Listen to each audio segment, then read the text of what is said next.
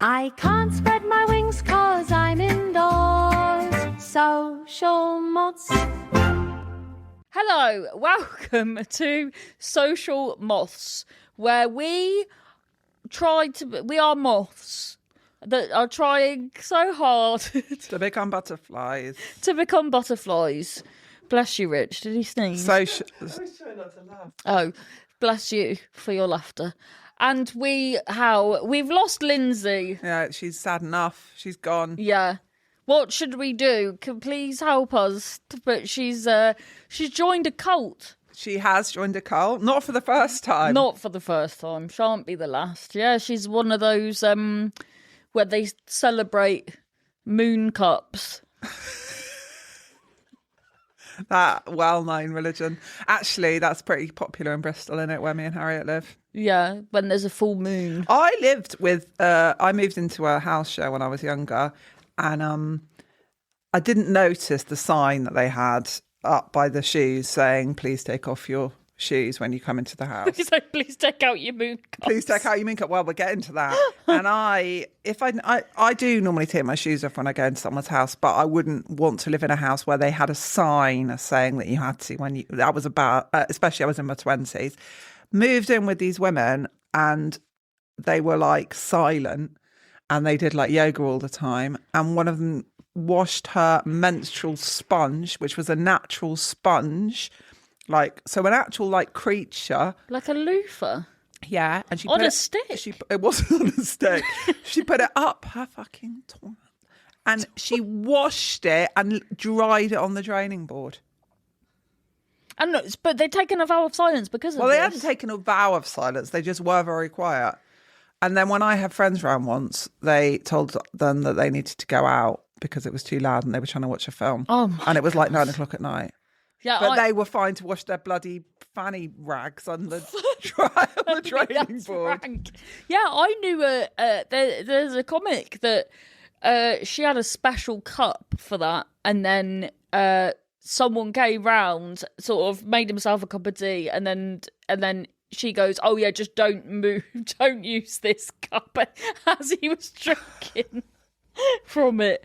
Hey, I did I ever tell you this, that when I first looked at living in Bristol, because I was trying to work out, because obviously it's so expensive, I was trying to work out whether I could live with like a house share. I think you put me in touch with you put me in like a group. Oh my God, that alternative abodes.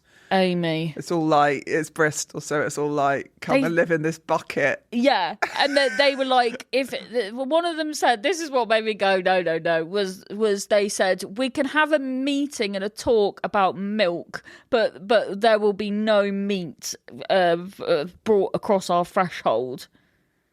This was a vegan house. Imagine the meeting about milk. I used to always go into this kind of situation. Because I grew up in kind of quite a hippie-ish way. Like my parents had a vegetarian restaurant and we went on holiday to this community sort of sharing community co-op village called Fintorn in Inverness. And so I was always really interested in these kind of sharing kind of communities and always wanted to, but forgetting what my personality is like. I went on a trial to live in one like that in Highbury, Islington, London, and it's been there since the 70s. And I went for this trial week to see if I wanted to live there and if they wanted me, and it was really cheap, and it'd been there for years and years.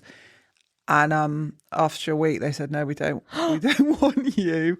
But they were horrible. They were really cliquey and weird. I went to the off license and I came back like a cult, and I said oh, the guy was, I said something quite, he was quite flirty, the guy on the off license, and this girl went to me, "So would you describe yourself as quite a flirtatious person then, Amy?" They were like that, but they were funny. There was a guy who lived there and I said I was a writer, and he said, "Oh, I've got an idea for a short story, it's great." And I said, "What is it?" And he said, "I've been thinking about it for years." And I said, "What is it?" And he said, "Imagine a boy dressed as a man living in a cave filled with mannequins." Like big, but on acid. Yeah, that was his idea. He'd been thinking about for years. That's upsetting. Yeah. Oh dear. Anyway, they didn't want me So back. that's where Lindsay is in Islington. But what? That's how did you deal with the fact that they didn't? Did you? If they hadn't have said no to you, would you have wanted them Yeah, but only because it was cheap. Yeah. I hated it, actually. in Islington as They well? were, it was super cheap, but they were very intense and earnest, and I felt quite paranoid and confused. It was like, yeah, it was not nice. I feel like we need to send you in one of these with a GoPro and to film what these places are like. It's wow, interesting. I almost went to, what was it? So I did a gig. So 1 year in Edinburgh, so it was in 2014, I did a show, and then this lady was like, I really like your show, can you come and do a gig for me? And then she put me up in this like this little, they were like, what's it called? Shipping containers. It was great. I loved it. But maybe that was a bit I weird. don't know if you accidentally got shipped off. Well, who would ship me and where would I go? Temu. Oh. And then I'd get delivered smaller. Because Lindsay once that happened. She ordered a bath towel and it came. It was like that big. Loads of people. Because have you seen the ones where people have ordered like a sofa and that, and then it's come and it's like the size of a doll's house. Yeah. Yeah, but anyway, so in real life, Lindsay has gone to Cornwall, but we're going to have, I'm going to do a game. Shall I do the game now, or shall we talk about what we've been up to first? Harriet's written a game. Okay, so... I don't know anything about this game, genuinely. Oh, wait a minute. My notebook's over here. I also went and lived in a cult in Berlin, and... You're so cultured, Amy. I couldn't speak any German, but they made me go to all their house meetings, which were all the time, and sit there for hours listening to them talking in German. It was so boring. And it was really cheap, that's why I lived there. And all they used to do was just listen to Placebo really loud. That's really out of order, making you go to meetings where you and then speak in a different language.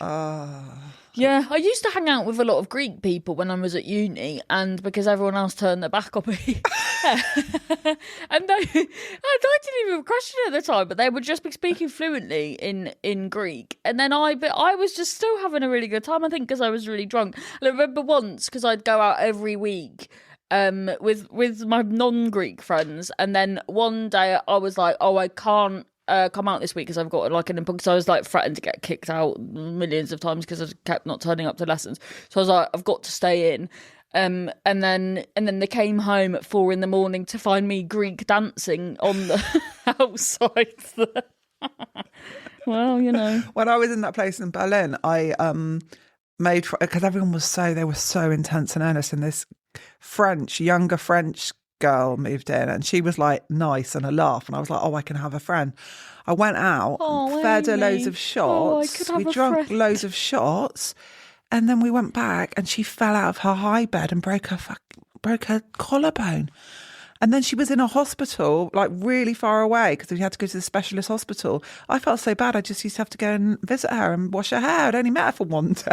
It was such a grim time of my life. But why did you have to wash her hair? Because there was nobody. She didn't have anyone there. So was she really grateful? Yeah, but she was really quite young. She was like 19 or something. Amy, well done though for being lovely. That's really nice. Did her family not come and look after her? I think her mum did come eventually, but I was, oh my God. But I don't understand she had I felt responsible because I fed her shots. Right. British, woo! Fed this poor, lovely, sophisticated French girl loads of bloody shots of bloody Goldschlag or whatever it was. Ooh.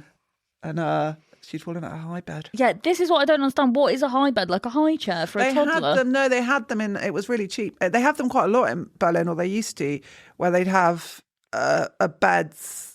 They'd have really high ceilings. So they'd have almost like a mezzanine level, and you'd have your bed up high with a ladder. Right. And they were quite dangerous. Oh, and she fell off. Oh, Amy. I know. When you say people are earnest, what do you mean by that? Just very, like, sort of serious, want to do good in the world and take it all very seriously. Right. Okay, this is my game called... Wait a minute, where is it? Oh. Did Lindsay or a famous dictator say it? Okay. This Very- is going to be tough. I don't know if it is tough. There's only 3. Okay. Number 1. Wait a minute. So which one do you think is the dictator and which one is Lindsay? Okay, out of these. I believe in one thing only, the power of human will, or let's go out and fight swans. Which is the dictator and which is Lindsay? I stopped doing history when I was like young. I didn't do history GCSE or anything. But still, I'm going to say that the swans is Lindsay. Yes. Oh. The other one was Stalin. Oh. Okay. Okay, number 2. Inside's mouldy, only death can free us now. Number 1, call me Big Daddy. Which is which? Call Me Big Daddy was Chairman Mao. No, it wasn't. I think that was Lindsay. You're wrong. What? Yeah. Idi Amin, Ugandarian dictator. Ugandan, yeah. Oh, don't ever watch that programme, but that film about him. That's so Last King of Scotland. It's about him. It's gross. It's grim. No, it's I very think upsetting. Oh no, I didn't realise that's who that. Oh dear, I shouldn't joke about him. It's all right. Don't worry. Sorry. Well, they're all dictators, Harriet. That's Sorry. the quiz. Sorry. I know. I purposely didn't do any from Hitler. Yeah, but 'Cause I thought that Stalin wasn't great. He No, killed millions no. and millions of people. Oh dear. But how good's that Lindsay said, inside mouldy, only death can free us now? What was the inside? What was she talking about? I don't know, I just said, could you just send me things? So she went through her WhatsApp messages. Okay, all right. Yeah. All right, good. Okay, final one. Number 1, better to live a day as a lion than 100 years as a sheep. Yeah. Number 2, pick you up at 11. We're going to Morrison's. Do you need anything?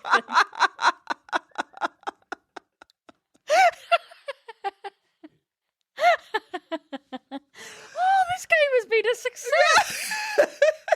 I wasn't sure. And trying to explain it to Lindsay was very difficult. That made me think, is this like a terrible idea? Because she thought she got confused with a voice note. So I was like, no, I just need sayings.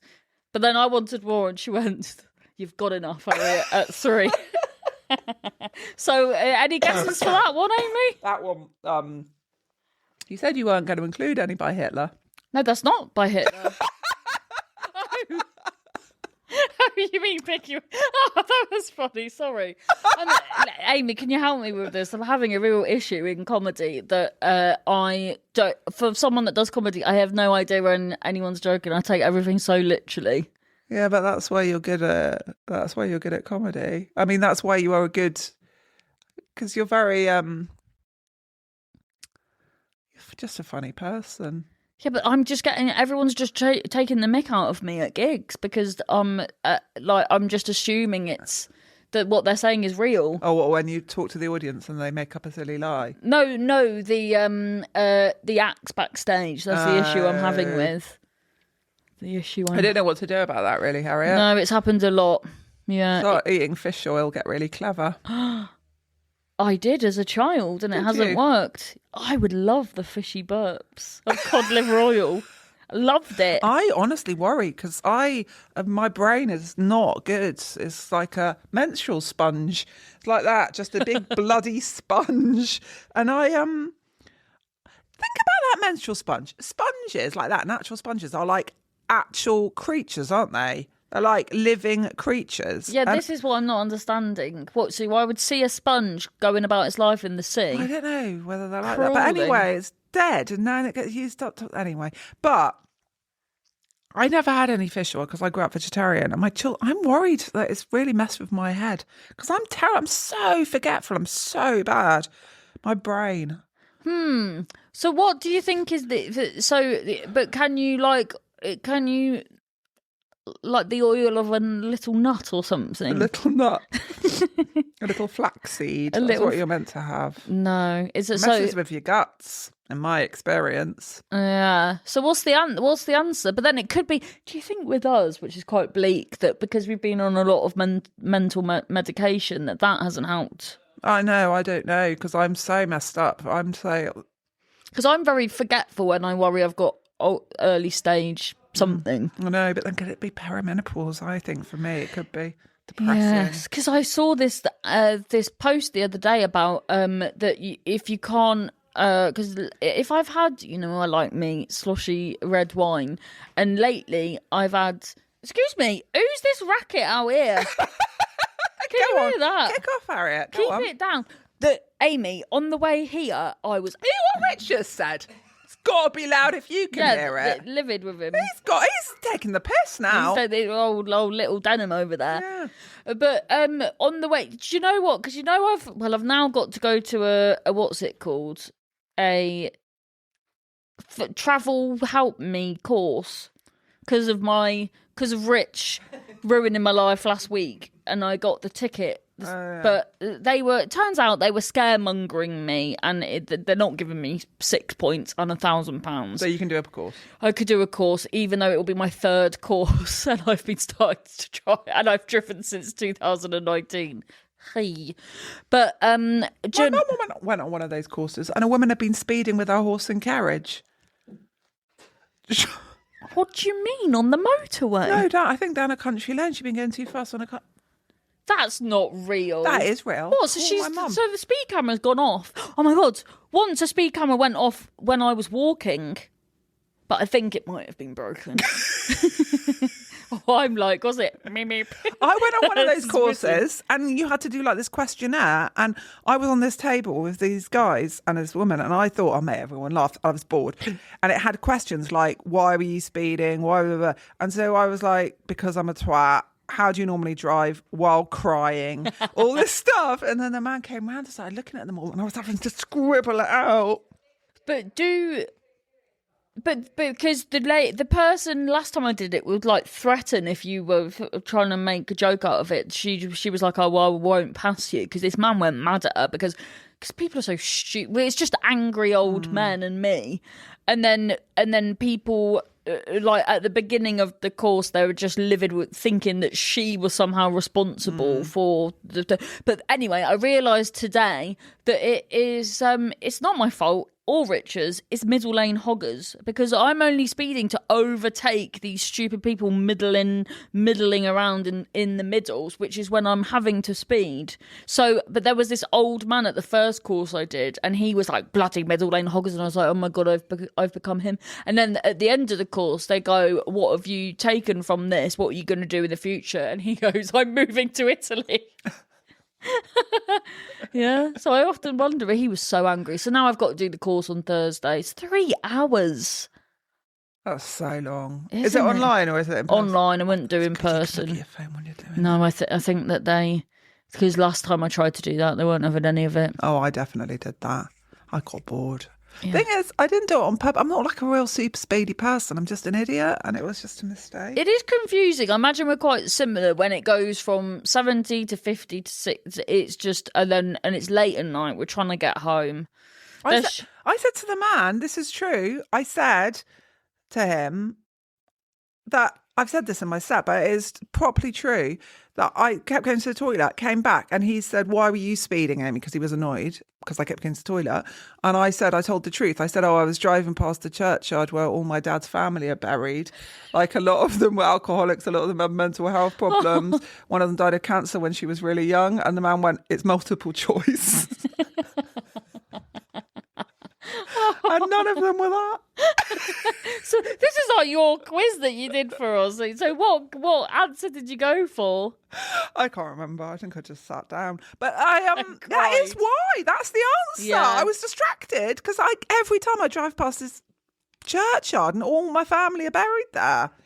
Yeah, my dad. If ever I go anywhere in Cornwall, Dad's always there like a tour guide, and he's like, "Oh yeah, you great aunt, second removed dog is buried there, and this is there, and that's that." We went there and loads of the gravestones from my dad's family had sunk into the ground, and my dad wanted us to find them, and everyone's back was bad that I was with, so I ended up having to get a big stick and start digging in a graveyard for gravestones, like some kind of ghoul. What? But how sunk? So they were completely. They were all right. They were just all under- overgrown. They've not. It's like a really old church, so no one really looks after it. Oh do you know what I mean? no, that's sad. Yeah, it is, but it's the way of all flesh, Harriet. But Werewolf flesh. the way of all flesh. The way of all flesh, not Not werewolf flesh. That's something different. Aye. So, what have you been up to this week? Well, Harriet, I have actually done something social, family social, but still social. I went away to Devon for my dad's 70th. That's lovely. And because it's me, got in the car. I find it so hard getting ready to go places. It stresses me out like nothing else. I get organising and just the whole thing. I find it very overstimulating and stressful. Got in the car with the kids and I thought, I forgot my dad's birthday card. And I thought, that's all right, because I was going to forget something. And if it's going to be something, birthday card's fine. Got to Devon, unpacked everything and realised I'd forgotten all of mine and my daughter's clothes. Amy. Oh no. And we were there for what, 3 nights? You didn't even have a birthday card to wrap her in. Didn't have a birthday card. I did have the presents. Didn't have any clothes. I did have clothes for my youngest daughter, but how about none for me and Selma? So are you there wearing the only daughter you've got? You've packed clothes for, so you're in these. I was little wearing tiny- a 6-year-old's clothes. Like that. Happy birthday, Dad! What a nightmare! So was the stuff packed in a left bag? Yeah. So Oh. what I did is because I sort of felt like I had to be a good, better person. So I had to even give my existing clothes to my youngest child. So she wore my T-shirt as a nightie. And then I wore my mum's, a spare T-shirt of my mum's, because obviously she was organised. That was too small because she's smaller than me. And some knickers she let me. Then I wore my swimsuit for quite a lot of the time. There was a hot tub. It's pretty skanky, to be honest. What? This is typical Amy Mason. Typical Amy Mason. But we had a lovely time. We played a good quiz, actually, where we played a quiz about my dad, which I would recommend doing on someone's birthday if it's a big birthday. And So what do you mean? So you asked questions. my brother wrote it, actually, and he asked questions like, who knows dad best? And he'd ask Right. questions. One of the best ones was he asked, name 5 different disasters that dad has had on his boat. He's got a boat, my dad. And that sounds very posh, but it's not a yacht. It's just a small sailing boat. And all of us, bearing in mind there were like 4 teams, got 5 different ones. Oh, Because he's had so many disasters. wow. What are his disasters? Like, I went on it with him when I was about 12 and he fell out. We were going really fast sailing. Well, the wind was really, he fell out of the boat and I was on it on my own when I was 12 and he was he was Oh my front crawling to God. catch up. He was trying to like sand it and he was sanding with like a sanding block and sandpaper, wet and dry sandpaper. And it was only when he'd been doing it for absolutely ages, he looked and he realised that rather than the sanding block, he'd wrapped up his brand new work phone in sanding paper and was dipping it in and out of a bucket of water. That's insane. Yeah, he's worse than me about stuff like that. And everyone got 5 each. Yeah, Oh yeah. it was never ending. That's great. Can we have a list of them for next time? Yeah. He sailed right into the whole electricity pole for the whole of the boat club and like knocked out all the electricity. Oh my God, that's like out of a film. Oh no, it is That's out of a film. brilliant. It is brilliant. My dad's boat. That there was this. My dad lives by a river, and there was this this boat called it's tiny, dilapidated, called the Phantom 17, and there was a sign on it that said "Free to a good home." So my dad was like, "We'll have that," and then so then he couldn't afford an engine, so he went Sports Direct and bought one of those oars that is in one, and then I don't know why he didn't get in it. Maybe because it's too small. But my brother went in it, got swept out to sea. Dad was just there taking a photo, putting it on socials rather than rescuing. You've told me so many photos where your dad leaves your brother in peril. Yeah, my brother and that's their relationship, really. Dad puts my brother in peril, and then my brother's furious, and my brother's like very gentle and sweet, but he'll like when dad locked Joe out and then went to bed, didn't know that he'd locked Joe out. Joe had to go stay at his girlfriend's. Then he came back the next day to because he needed to go to work, and Dad still had locked him out, and then but Dad was just completely unaware, and then Joe ended up breaking into the house, and then just said, "You are such a cunt." But Dad had no idea. My brother's so gentle, never says that. Dad had no idea what had happened, and then Joe's just there calling him a cunt, and my dad's like bewildered. But Joe was furious. We got towed home, me and my dad, twice in one day by the Coast Guard. Twice in one day. Once they did it, took us all the way back in. They were like, okay, good, go home and have a cup of tea. Did we hack? My dad was like, no, going out again, towed home again. Your dad needs to learn. He's been on a lot of courses. This is what I said to him, at least not many people know how they're going to die.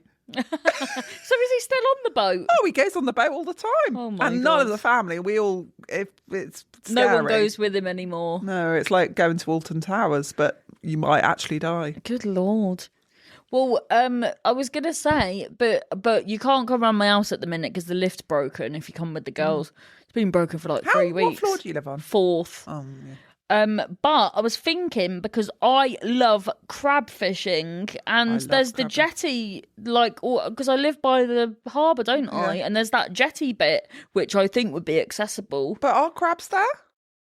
Well, we could see. In the river? Surely. In Cornwall, I'm catching 30 an hour in a river. I used to go crabbing down in Pool. And it was really sweet, actually. I love that age of girl when you're like, we were like 12, 13, so you can just allowed to go out on your own. Yeah. It's sort of like adolescent, but you still want to do really fun, stupid child stuff. So me and my friends used to go crabbing. Like, we were like 13 years old, you know. So much fun. Yeah. But you, and did you use bacon? We used to use cat food. Oh. I'm a vegetarian, but I had cat food, so we put it on there. But bacon, Amy, is the key. Is it? Yeah, they just can't. It brings all the crabs to the yard. It does. They'd love to go crabbing, the girls. Let's sort that out. Right. So we've got so have we said, what have I been up? Did I say what I'd done? No. What have I done? I went I went to Birmingham, and I went to we didn't go to Ming Moon like we always do, which is good because we always do that. So I met Lindsay, and we met Darren Harriet, do you know him? Yeah. And we went to for Japanese, which was great. And it was all you can eat, but you don't have to get up. They just, you do, you know, Argos, you like tick what you want on the thing, leave it on the corner of the table, and then they bring it. And it's sort of like Japanese tapas sort of stuff. That sounds great. It was great. And really delicious, great quality. Apart from the chicken kebab things, I didn't like them because I don't like thigh meat, but that wouldn't bother you. And then we went to a place called the Lucky Claw. What's that? Oh, where you... Yeah. And me and Lindsay... Did you get anything? Well, yeah, but you get tokens. Me and Lindsay got 160 tokens for 50 quid. So 50 quid? Yeah, so we got stuff, but like, we spent 50 fucking quid. It's mad, isn't it, when you go to those places? You're like, wow, I did so well. And you've won like a fidget toy like that. That would cost like literally like you get in a pack of like 100 at Asda, you know? For 10p. But I got loads of stuff. So then I carried it back on the train, my big loot. I used to bunk off school and go to the one in Bournemouth. Used to go to the pier amusements with my friend. But this was like a man would come round, and if you hadn't won from a bit, he'd open the machine and then put stuff on the edge and stuff to help you. I think he took a shine to me because he only did it with me. Does that take the fun out of it? A little, yeah. Because that's why. Did you see the video where I won a a capybara pencil case for Lindsay's daughter. My daughters are obsessed with capybaras. Oh, if I'd have known, I would have got you one. It's so weird that animals, like, you don't realise until you've got kids that there's like trends for different animals. And it's like no one can start a trend for an animal, but suddenly like unicorns used to be fashionable. And then it became like, what was it then? Can't remember. It was unicorns and now it's capybaras. Yeah, they've got very round heads. My kids love them. My brother's girlfriend is so nice. And when we were on away at the weekend, she bought 33. She's like you, actually. She bought a pack of 33 capybaras and she worried the girls would be bored. So she hid them all around the house so they could find capybaras, like tiny little capybaras. She's so sweet. We went on this Exmoor safari. This woman came. This woman came and drove us around Exmoor. Was this last week? Yeah, in a Land Rover to like look at nature. We didn't see it very much, but the girls loved it. We could do so little walking in the countryside and going out. My youngest daughter went, "What are those people doing? They're just walking along." She didn't know that people went for walks in the country. No. That's bad, isn't it? Yeah. Anyway, I'm going to do Yeah, that. but my daughter's disabled, so that's my excuse, but I probably would have been crap anyway. But my brother's girlfriend, we saw a pheasant and she went to the woman, "What do pheasants like to do with their time?" Isn't that nice? What did she say? She was like, "Oh, they eat. What do you mean they like eat?" And she was like, "No, but what do they like doing?" Yeah, I feel like they just like wandering on the road. Yeah, getting killed. Yeah. Bless their souls. Yeah. Right, let's have a Sorry, you didn't finish what you were saying. that was it. Claw and Japanese food. I think you've won again. Although Lindsay would go, "We don't know if he counts with his family." Yeah, she would say that. Right. So, listener write in. What am I doing? A listener. I always do that. I go to look for something and then I sit. I get distracted by my phone. Hello, wondrous social moths. I recently enjoyed listening to your social faux pas episode and thought I'd share a faux pas of my own, a dating faux pas. Perhaps you could consider my faux pas and provide me with some love life advice moving forward. I don't know if either of us is the right person for that. Absolutely not. But anyway, we'll give it a go. Yeah, I recently went on a first date with a very eligible Michael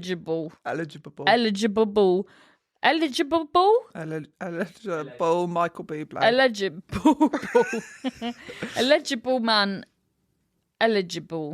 Eligible man who was somewhat of a comedian of his own. The reason this man, as if he's saying that word again, reason this man was so eligible was because of his ridiculous humour. Our conversations leading up to the date were outrageous, hysterical, and actually quite fucking offensive. I thought I had finally found someone as outwardly deranged as me, and I was loving it. We found ourselves in the corner of my local pub for our first date. Conversation was flowing and so were the giggles. He was equally as funny in person as he was online. Halfway through the date, he gives me a tour of his jewellery. There are a few red flags there, I'm going to say, honestly. Really? Wait a minute, do you want to do them after? Yeah. I comment on his necklace, which had a pretty ring hanging from it. He explained this ring was a gift from his nan. Fast forward a few hours and a few neck oils later, we're now in the beer garden watching silly TikToks on my phone. The pub was closing and we were asked to leave, where I jokingly said we should continue to watch TikToks together, but in my bed. He quickly obliges and we proceed in full gallop towards the bus stop. It's a bit of an anticlimax, isn't it? Stop, yeah. Yeah. Once we arrived back at mine, there was no TikTok scrolling to be had. Straight to the bedroom, straight to the action. Mid-cardio, the ring attached to his necklace gets caught in my mouth. Still in full swing, I grab the necklace and gently pull on it to release the ring. At this moment, we're about to reach...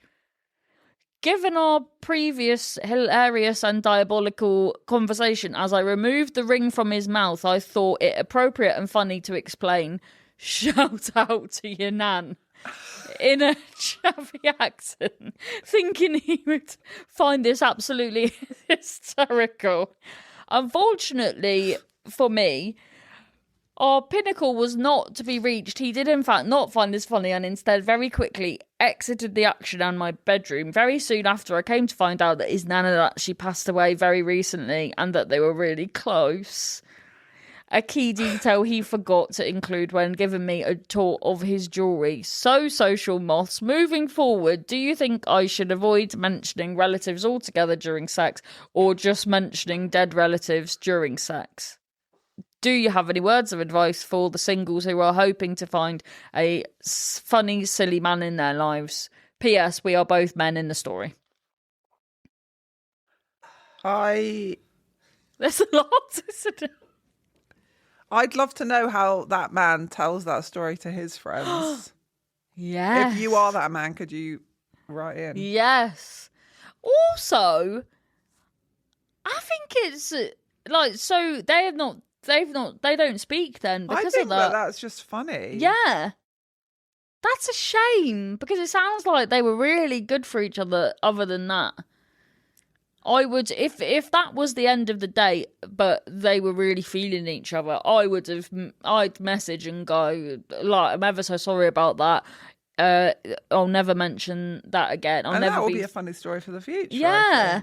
So can you tell us what happened? I think you're a ledge. Yeah. And I think they sound not good. So what was the red flag? Well, just you said he seemed like a bit of a comedian. I'm always a bit suspicious. Oh, but that's not... That's a red flag for you, Amy, who's not going out with this gay guy. Well, I didn't know that they were gay. If I'd known that they were gay, that would have been less of a red flag. Right, I see. Yeah, so, well, I think he still sounds quite good. They still sound good for each other. So let us know what happened with that. And then moving forward, I just don't think we're the right people to ask. My partner's 3.5 hours away. And Amy... I'm single. I've been single for ages. Yeah. But where do people meet people? Online. Yeah. And that's bleak, isn't it? I imagine it's got worse in the 10 years I've not been women. on it. So I've been I date women and I've been on, it's so bad because I live in Bristol, so it's not a massive load of women on there my age. And it's just all like people who like nature. Yeah, Bristol is that's really whittling down a specific. Yeah, because I don't drink, so what I want is someone who doesn't drink or doesn't drink very much, but is not really healthy. Oh yeah, do you know what I mean? Yeah, I want someone who's like a laugh and maybe bedridden. Bedridden.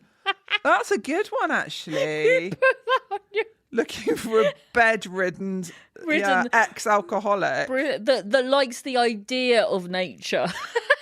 That's what you need, Amy. You're welcome. Yeah. Right. And is that it? I think you're the moth. You're the butterfly again. No, well, you went out to somewhere with Lindsay, but that's with Lindsay, and it doesn't count. But with Darren as well. Oh, right then. I think you win because mine was with my family. And I did win loads of stuff. I should have bought my goodies with me. There's loads. Loads. There was a massive capybara, actually.